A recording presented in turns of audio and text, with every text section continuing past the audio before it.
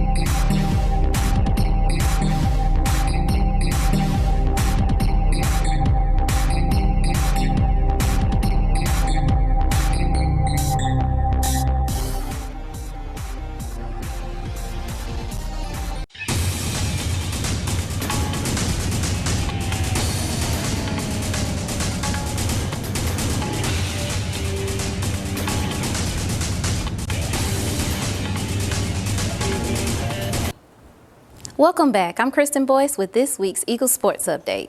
Twitter and Facebook are just two of the many social media outlets that allow people to voice their opinions to a large audience. Just because you can doesn't mean you should. Zoe Irizarry tells us more. An Ohio State football player recently sent out a tweet asking why he should have to go to class since he was only there to play football.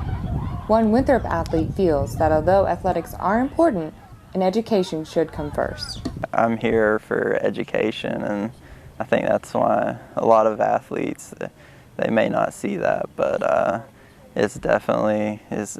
I mean, you're here for college and running or playing football or whatever sport you do. That's just icing on the cake, really, and you're here to get an education. One student thinks that the tweet from the Ohio State football player wasn't the best idea. I probably wouldn't say that was the smartest thing to say. Most of us aren't going to play professional athletics later on in life, so getting our education now and being will help us be successful later on in life. Winthrop offers extra help so that athletes don't feel overwhelmed and can keep up with their classes. Winthrop does a really good job of having people here to support us. We have Academic Success Center representatives that help us. You have your coaches, our strength coaches, athletic trainers, so we have like a huge group of supporters that help us be successful. Athletes at Winthrop are now required to take a social media etiquette class. This is Zoe Irizarry reporting for Winthrop Close-Up. For more information on Winthrop athletics, visit the Winthrop website. Each week, Winthrop shines the spotlight on an outstanding athlete. I went to find out who landed the spot this week. Megan Wallace, a sociology major and Charlotte native, has been playing golf for 6 years. She shares her feelings on making Athlete of the Week. It's awesome. It's a great honor. Because Wallace is a transfer student, she had to take a year off from golf, but is glad to be back on the field and with a new team. It's definitely different. There's a lot of new changes, a new environment, but I'm definitely enjoying myself. It was a good decision to come here.